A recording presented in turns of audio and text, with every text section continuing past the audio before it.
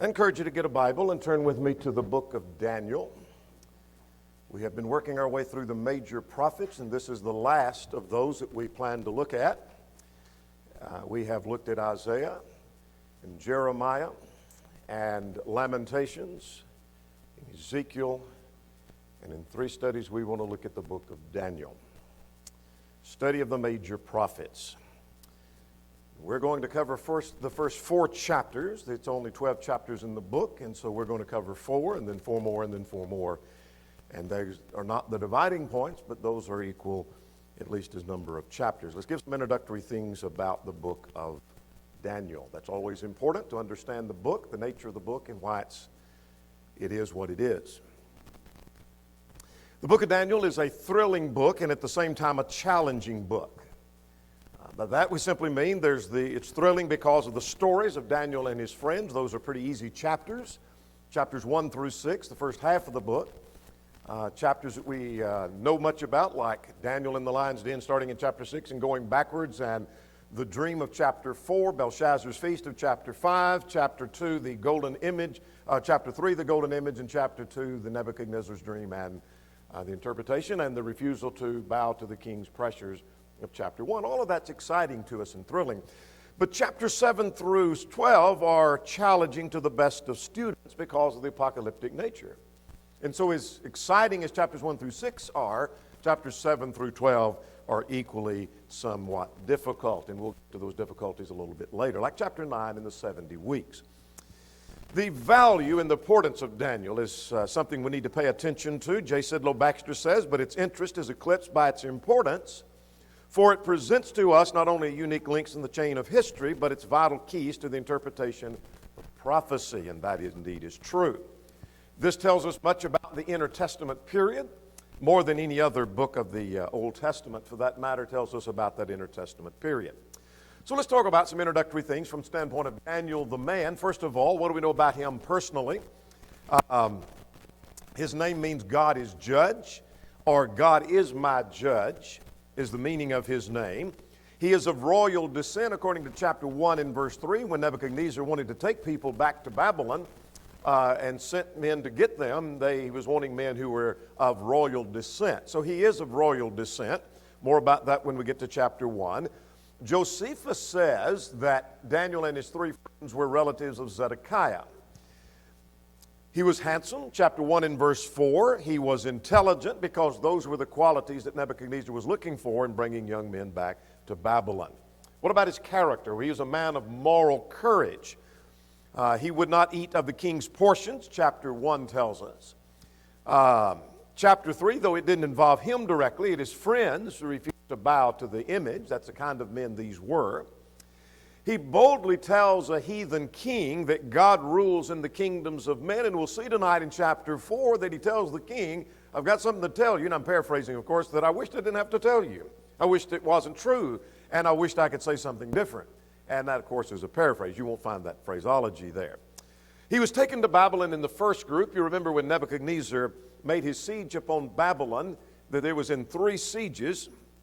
And in the first siege, in 605 to 606 BC, or 605, that should be reversed there, being 8 years before Ezekiel was taken, who was taken in the second group, and 19 years before the destruction of Jerusalem, is when Daniel was taken into captivity. He was a young man when he was taken in, according to chapter 1, and then chapter 6 talks about him being an older man. By the time the Medo-Persian Empire comes, 70-something years later, he's a man of about 80 years old when 80-something years old when we find him there in that chapter 6. He was well loved and appreciated not only by his own people, but by those in Babylon and the king himself, and we'll talk more about that even tonight. He was still there in 534 BC, chapter 10. He'd lived there for 70-something years and lived throughout the entirety of the Babylonian captivity. Remember, Jeremiah said it'd be for 70 years. He lived through all of that. He returned with the captives, according to the book of Ezra, chapter 8, and Nehemiah chapter 10. I put an asterisk by that because some question whether that's the same Daniel. We'll say more about that in a moment, whether or not that's the case. He had influence on King Nebuchadnezzar because at least 3 times King Nebuchadnezzar in chapter 2, chapter 3, and chapter 4, all of those we'll see tonight, he recognizes Daniel's God as being the God of heaven and acknowledges and praises God, in fact. And so Daniel had some influence on King Nebuchadnezzar. He also held high office in the Babylonian and the Persian empires that had been prophesied, not particularly about Daniel, but those who were the captives would do that. Isaiah 39 said. Nebuchadnezzar, according to Wiersbe, named him chief of the wise men and ruler of the land, a position similar to the modern prime minister. Nebuchadnezzar's grandson, Belshazzar, called Daniel out of retirement because he explained the handwriting on the wall. That's in chapter 5, by the way, and made Daniel third ruler of the kingdom. And Darius named him leader over the whole realm. That would be the Persian leader. So, indeed, he held high position in both the Babylonian and Persian empires. He was a prophet. He foretold of the fall of Babylon, chapter 2. He foretold of the Messiah, chapter 2 and chapter 7. So, indeed, he was a prophet. Haley says he was unlike other prophets. So he was not so much a prophet directly to the people as Ezekiel was, but primarily the Lord's representative to the court of the king. So he's not out prophesying in the field to the captives as much as he's serving as God's spokesman before the king and before the court of the king, as we see it throughout the book. Now, he is mentioned in other books of the Bible. We already have seen in the book of Ezekiel that he's mentioned in chapter 14 and chapter 28, and that is that same Daniel. He's mentioned in Ezra 8 and Nehemiah 9, that when the captives came back, a Daniel is mentioned. Several commentators think that is this same Daniel. King, in his commentary, that is our own Dan King, who's coming later, has written a book on Daniel. He firmly believes that that's probably not the same Daniel, and gives his reasons for it that we won't go into. He's mentioned by Jesus in Matthew chapter 24 and in Mark 13, and we'll see more about that in just a moment when we talk about the authorship. What about the authorship? Well, modernists have criticized the book of Daniel, and it has become a major point of attack by the modernists because of the supernatural that's found there. I won't read this entire quote, but Baxter observes the reason for the supernatural is that Jerusalem is ruined, and even the temple, the last hope, is gone, and Jehovah has been proven, at least in the mind of the Babylonians, to be unequal to the Babylonian gods, and perhaps the Jews have been tempted to believe the same. And so now the miracles of the book of Daniel are a sign from God both to Israel and the Gentiles. There is a need for the supernatural to encourage them in the midst of this captivity in which Daniel finds himself. Now, Daniel wrote the book. How do we know that? Well, Jesus quotes from the book. I said we'd come back to this. In Matthew chapter 24 and in Mark 13, Jesus quotes from the book of Daniel and credits Daniel as the author thereof. And so that's how I know that Daniel is the author. When we come to chapter 7, 1 to 6 doesn't do this, but starting in chapter 7, all of these references that are on the screen, Daniel speaks in first person and talks about, I, Daniel, did this, and I, Daniel, did that, and consequently that tells us that indeed he is the author. What about the setting of the book? Well, Babylon had risen in power and in dominance, and they took Judah into captivity. There were 3 sieges that we've already mentioned, 606, 597, and 586, and Daniel's taken in that first group. Now, Daniel's down in Babylon. He's in the city of Babylon, and he lived to see Babylon fall to the Medes. So he saw Judah fall to Babylon, then he saw Babylon fall to the Medes. So he lived through that whole period of 70-something years. Now, let's talk about the language of the book. This is different from other books because most of the Old Testament is written in the Hebrew language, and most of this book is written in the Hebrew language. That is the language of the Old Testament. But in chapter 2, verse 4 through chapter 7 and in verse 28, it's written in Aramaic. And so there is an Aramaic section to this book. It's a language very kin to the Hebrew language, but it's different from Hebrew. And we don't know that in reading the in reading the English text, but that is true concerning the book. Let's talk about the purpose and the message of the book. What's the thrust of the book? It's for men to know that God rules in the kingdoms of men. We're going to see that in chapter 2. We're going to see that repeatedly in chapter 4 in this dream that's being interpreted. We'll see it again in chapter 5, that repeatedly, and hopefully you'll underline that in your Bible as we go through that, God rules in the kingdoms of men. God is ruling in the kingdoms of men even today. Daniel 2:21, particularly chapter 4 and verse 17 and 25 and 32. There is a message of comfort in the book. H.C. Lupole, in his work on Isaiah, said the book of Daniel was in an outstanding sense, a book of comfort, designed for evil days as well as good days. By the help of it, Israel could discern that its oppressions were going to be heavy, but on the other hand, that they were foreknown by God, and they therefore were not to be dreaded so much. Well, that's enough of the quote to get the point. If God could foretell them this is what's going to happen, then God is also the one that can help them through that. So it is as much a book of comfort as it is a book of prophecy and emphasizing God rules in the kingdoms of men. Now let's look at an outline of the book, because that's important to see where we're going and where we've been. There are two major sections to the book. Chapters 1 through 6 we call history. Chapters 7 through 12 we call visions. Here's personal history, some have called it, of Daniel and his three friends.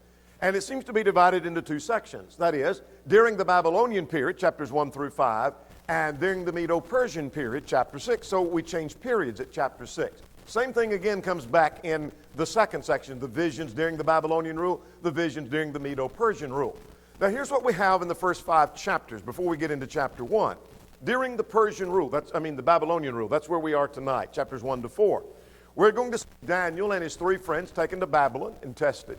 We'll see the king's dream of the image and Daniel's interpretation, the golden image in the fiery furnace, and then Nebuchadnezzar's dream about a great tree and the interpretation and the fulfillment of that. We'll see all of that in our study tonight.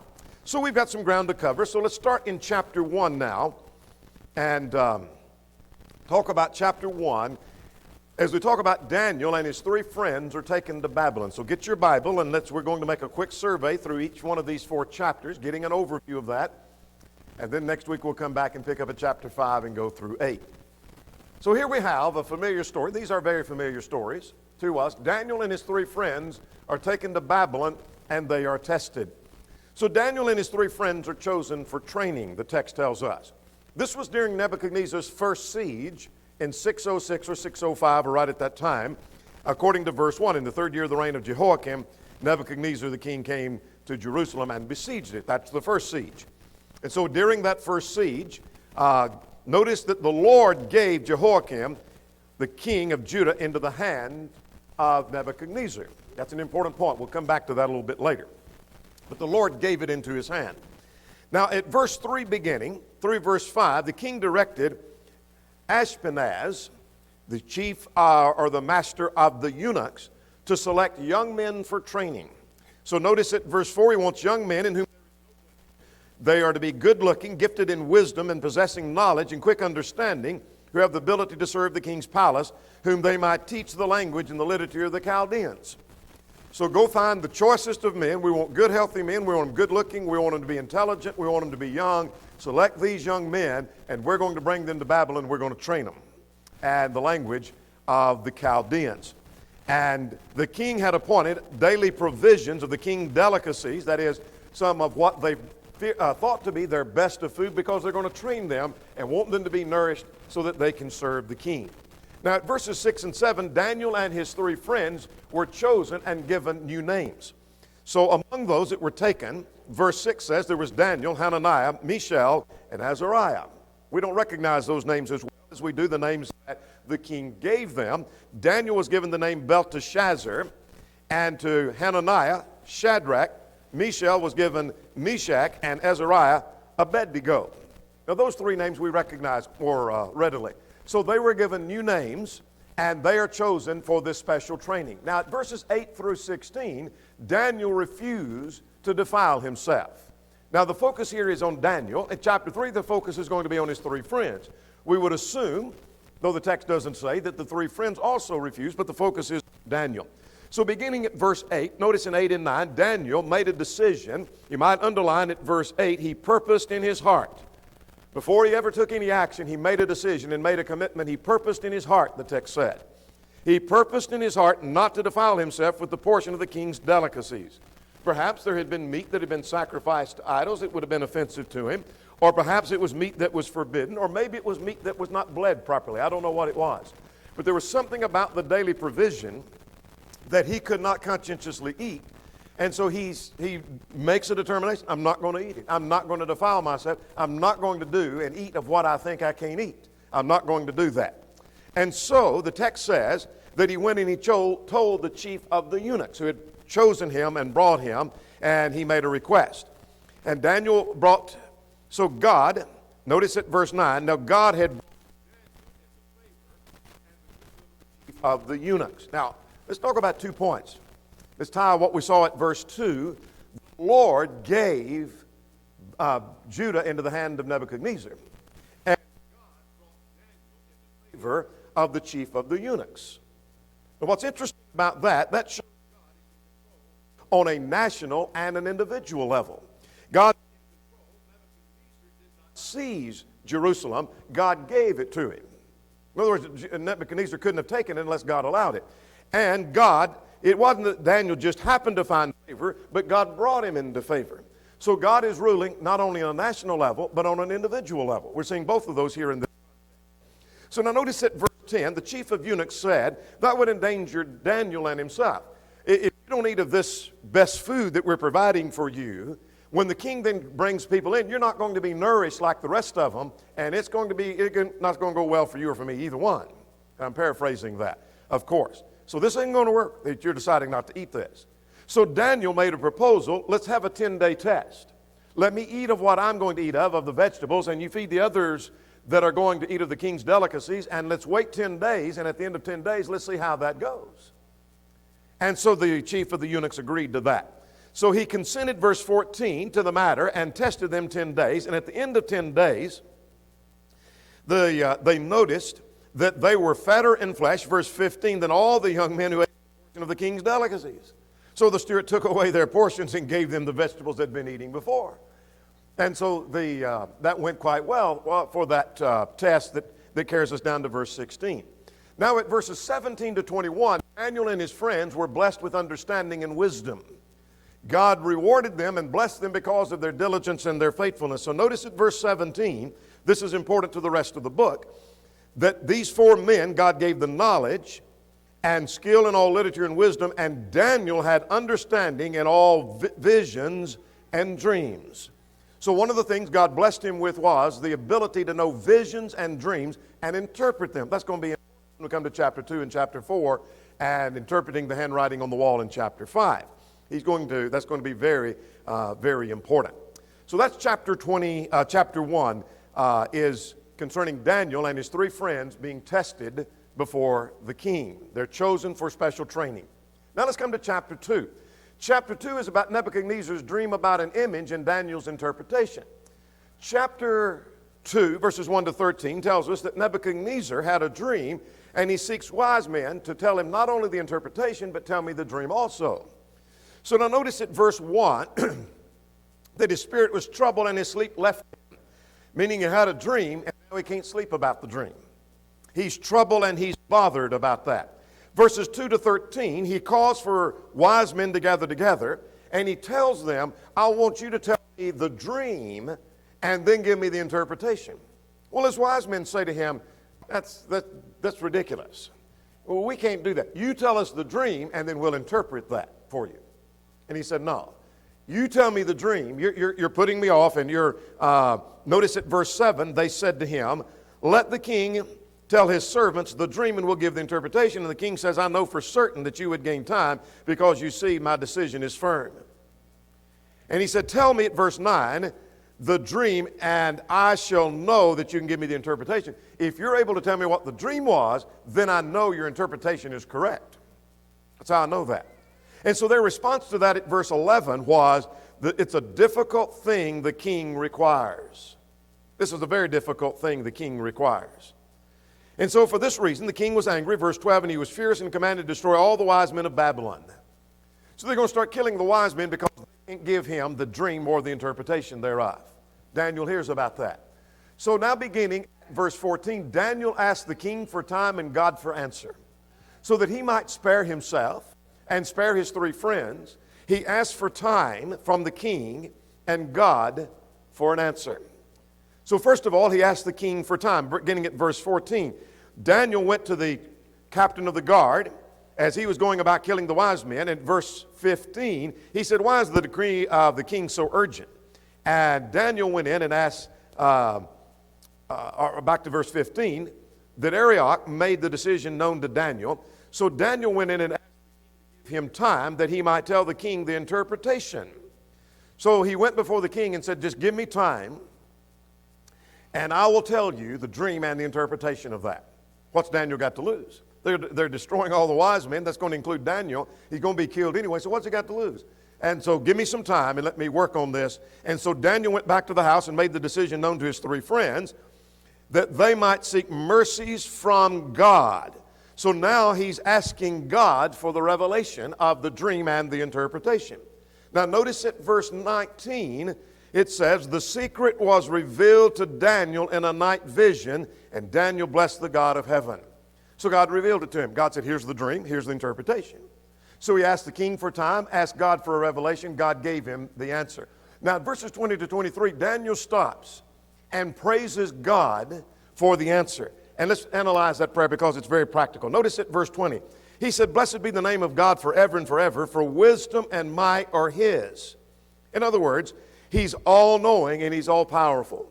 So he praises God for being all-knowing and all-powerful. He changes the times and the seasons. God is in control. And then he says he removes kings and raises kings. God rules in the kingdoms of men. And furthermore, he gives wisdom to the wise and knowledge to those who have understanding. He's the source of all knowledge and all wisdom. And he knows the future. Look at verse 22. He reveals deep and secret things and knows what is in the darkness, and the light dwells in him. For you have made known, I'm jumping down to the end of verse 23, made known to us the king's demand. In other words, you told us what the king is asking for. So he praises God for being the one in control who knows all things, the source of all wisdom, and furthermore, he knows the future. So he praises God for that. Now then, Daniel goes in before Nebuchadnezzar, starting at chapter 2 and verse 24. And the first thing he does is praise God before the king. Before I tell you the interpretation, and before I tell you the dream itself, and then the interpretation, I want to tell you where I got this information, is basically what he says. So notice at verse 24 that Daniel went to Arioch, whom the king had appointed to destroy all the wise men, and he took him then in before the king. And now the king answered and said to Daniel, I'm reading at verse 26, are you able to make known the dream and the interpretation? And Daniel answered in the presence of the king, secret which the king has demanded, the wise men and the astrologers and the soothsayers declared to the king, but there is a God of heaven. In other words, your wise men couldn't tell him. 28 is a key verse. There is a God in heaven who reveals secrets and has made known to King Nebuchadnezzar what will be in the latter days. That's important. This dream is about the latter days. Verse 29, he will tell you what is about to come to pass, and he has revealed secrets and made them known to you what will be. So this dream is about the future. This dream is about what's to come to pass. God is telling you the future in this dream. So that's what this is all about. But as for me, verse 30, this secret was not revealed to me because I have more wisdom, but for our own sake, who have made known the interpretation to the king, that you may know the thoughts of your heart. So God didn't reveal it to me because I'm smarter than all your other men. God gave it to me so you would know. And so here it goes. So here is the dream, king. Here's what you dreamed about, verses 31 to 35. What was the dream? Well, you were watching, there was this great image. It stood great and excellent in form, and the image had a head of gold, verse 32, and a chest and arms of silver, and a belly and thighs of bronze, and its legs were of iron, and its feet partly of iron and partly of clay. All right, that's what you saw. But here's what happened to that image. You watched, and a stone cut out without hands struck on its feet of iron and clay, and broke it to pieces, and the iron and clay, and the bronze and the silver and the gold were crushed together, and became like chaff, and the wind carried them away, and the stone that struck the image became a great mountain and filled the whole earth. Now, a stone is not going to become a great mountain, but again, as we saw in the book of Ezekiel, anything is possible in a vision, in a dream. So this is what happened. You saw this great image. Here's what its head and its chest and its arms and its thighs and its belly and so forth and its feet. And there was this great stone that came and destroyed it, and it became a great mountain.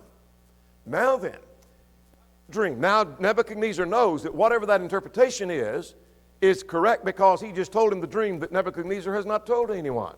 So here's the interpretation of that beginning at verse 36. At verse 36 now, he said, this is the dream, and I'll tell you the interpretation. And now drop down to verse 38. You are the head of gold. Let's back up to verse reminds him, you're in a position of power because God put you in that power. God's in control and God put you, and that's the only reason you're there. You are the head of gold. After you, verse 39, shall arise another kingdom inferior to yours.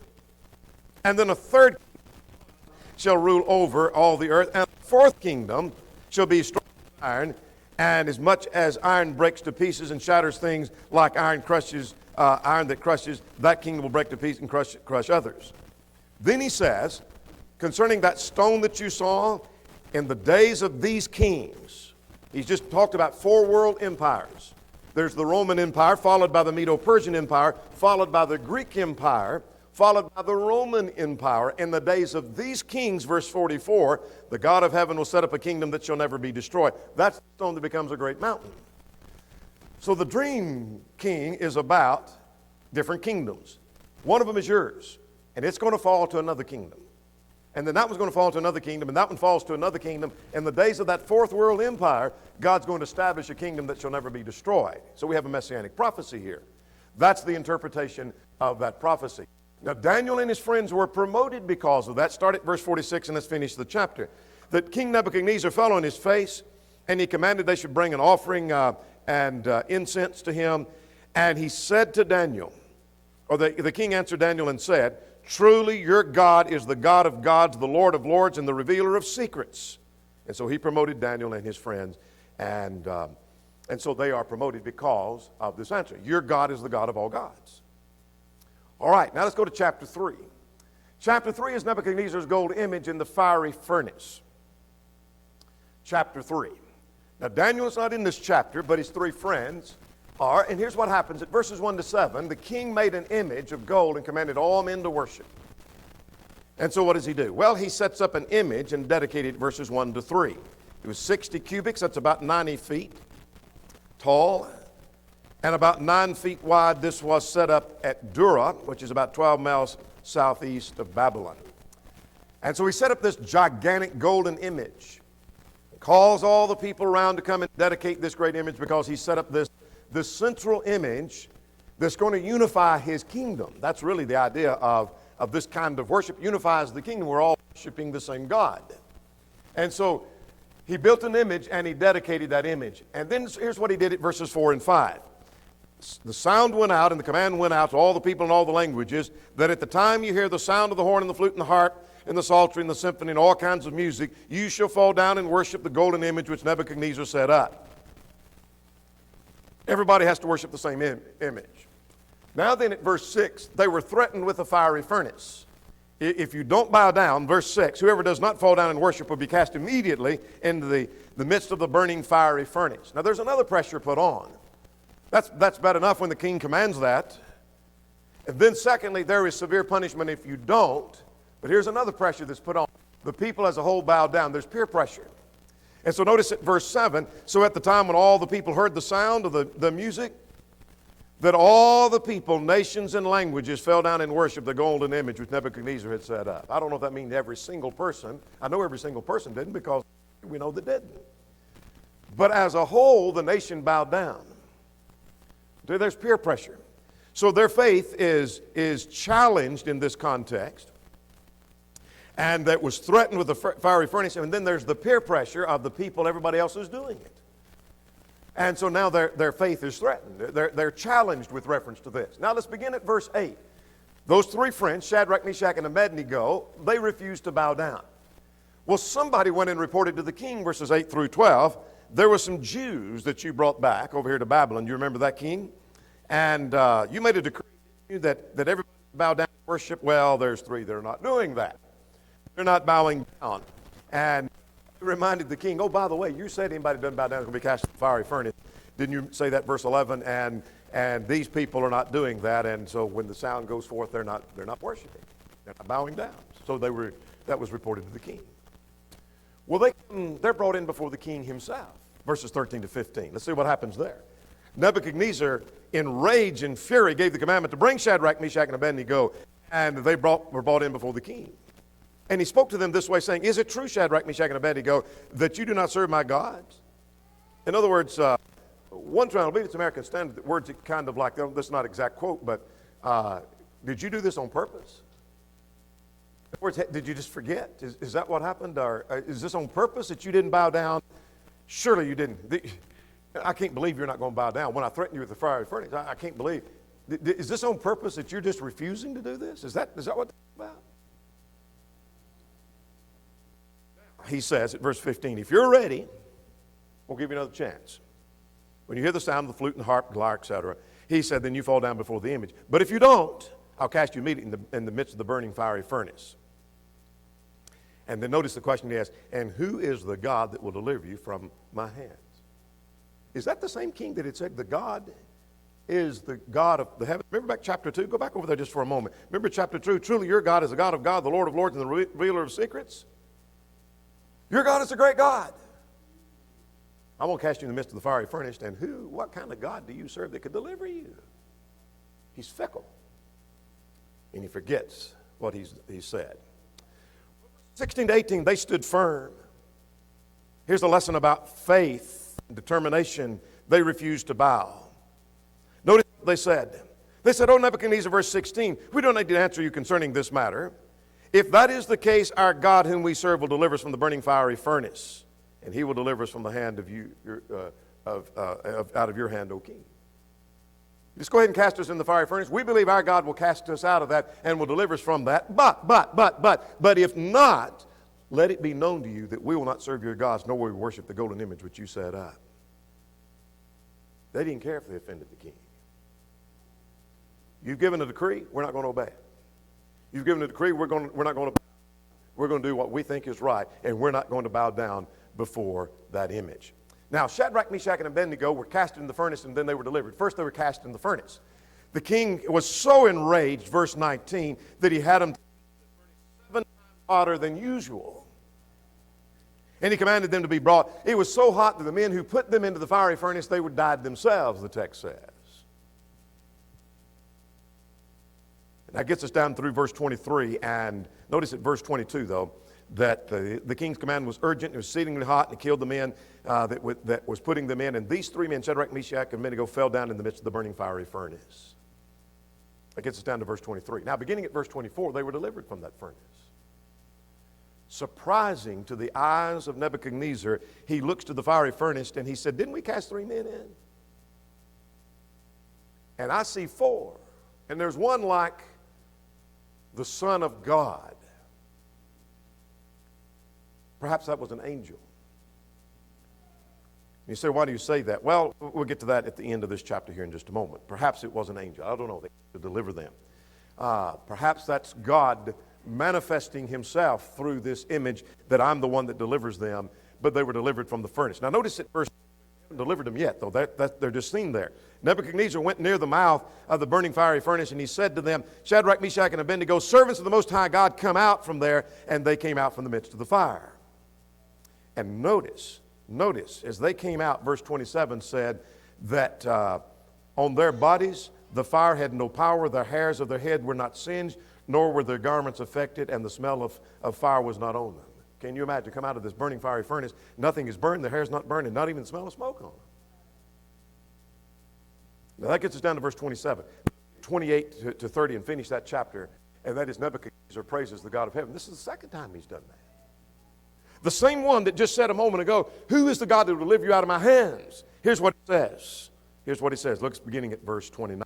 Nebuchadnezzar spoke and said, "Blessed be the God of Shadrach, Meshach, and Abednego, who sent his angel." Now, I know that's him saying that, but he thinks that God had sent an angel to deliver his servants who trusted in him and have frustrated the king's words and yielded their bodies that they should not serve and worship any god except their own God. That's interesting. That was his impression of them.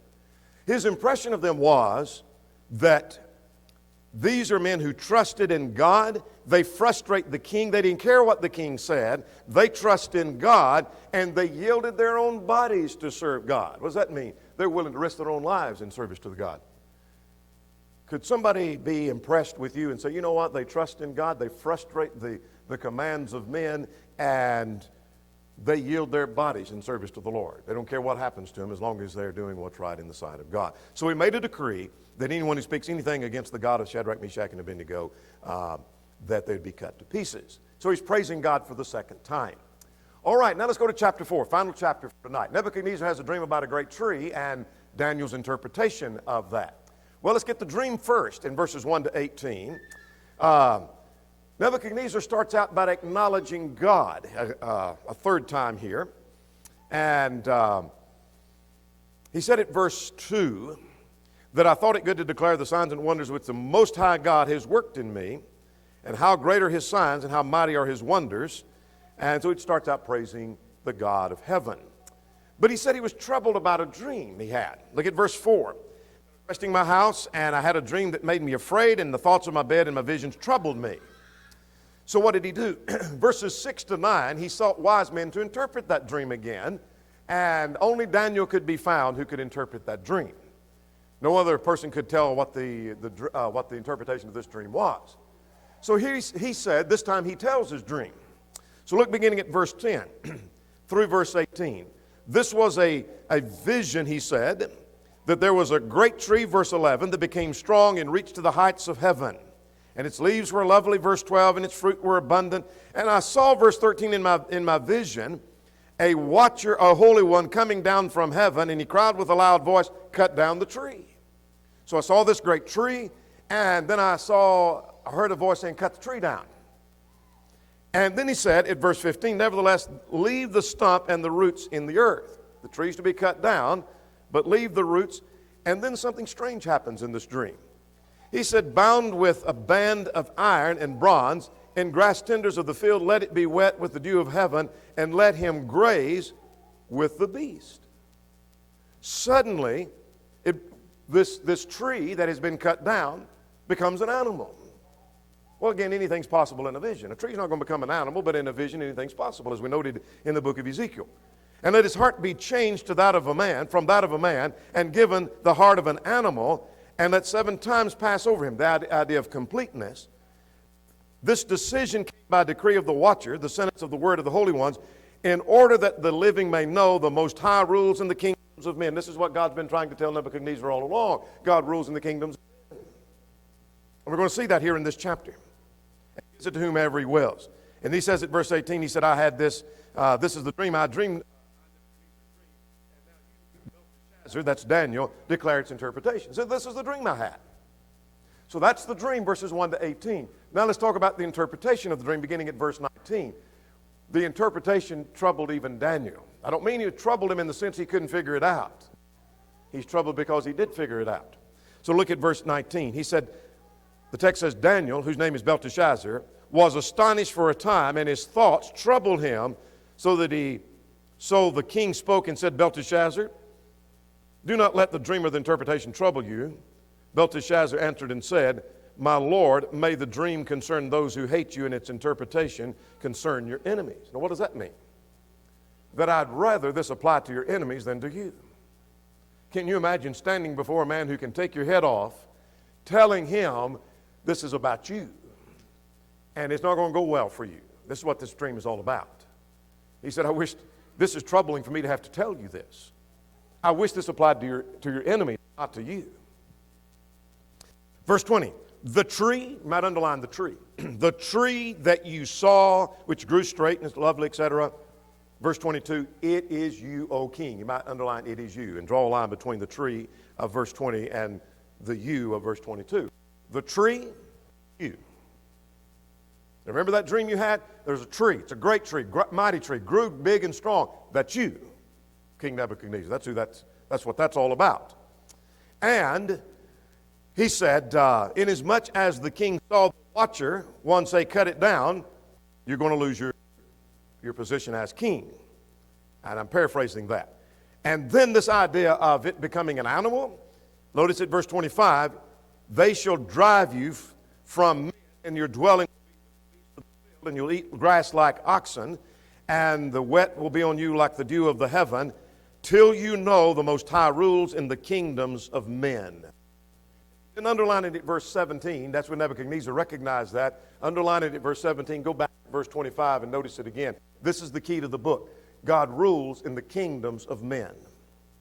God always will. God rules in the kingdoms of men. And if you're in underlining mode, go over to verse 32 and find it again and underline it a third time there. God rules in the kingdoms of men. The Most High rules in the kingdoms of men. Now, so Nebuchadnezzar, you're that tree that's going to be cut down, he said.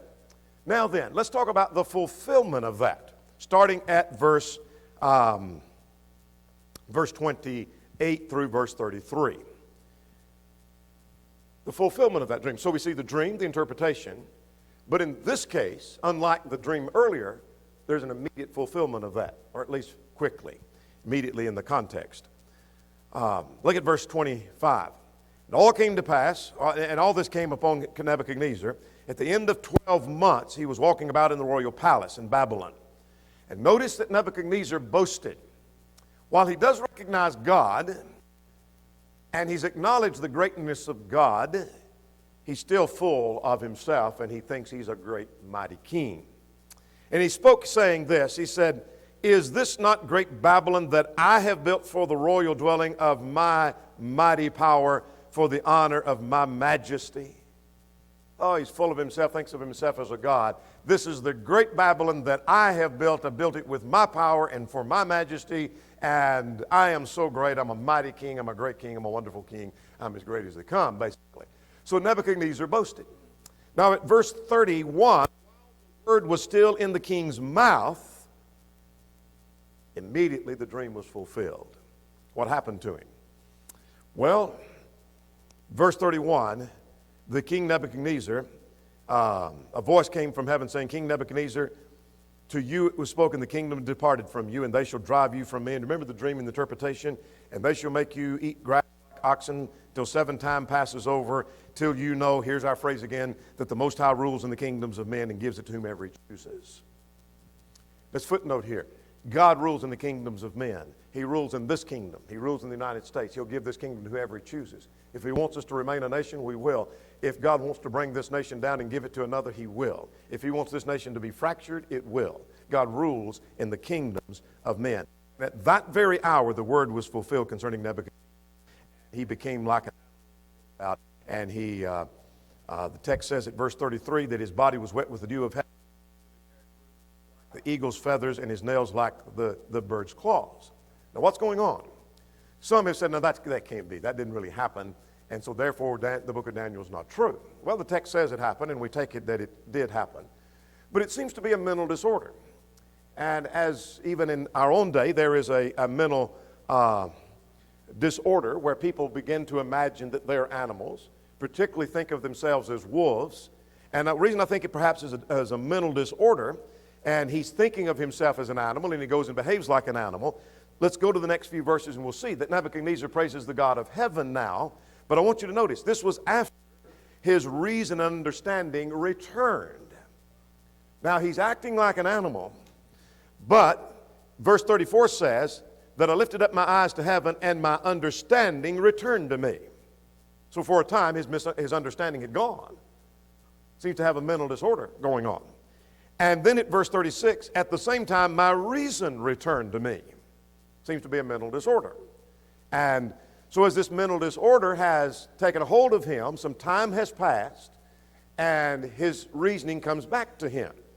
So after all of this has taken place, the text says he praises God, and let's finish that, and we'll be done with these 4 chapters.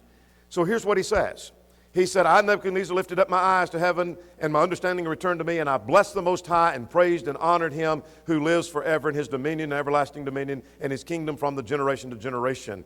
And verse 37, I, Nebuchadnezzar, praise and extol the honor of the King of heaven, all the works of truth, and his ways are justice, and those who walk in pride he is able to abase. He well understood that. Now that last phrase is quite interesting, that those who walk in pride God can bring down. And he can say, because I know that's what he did to me. That's what God's doing. God's humiliating this man who's full of pride. Now, what have we seen in these first 4 chapters? Here's what we've seen. God's control over nations.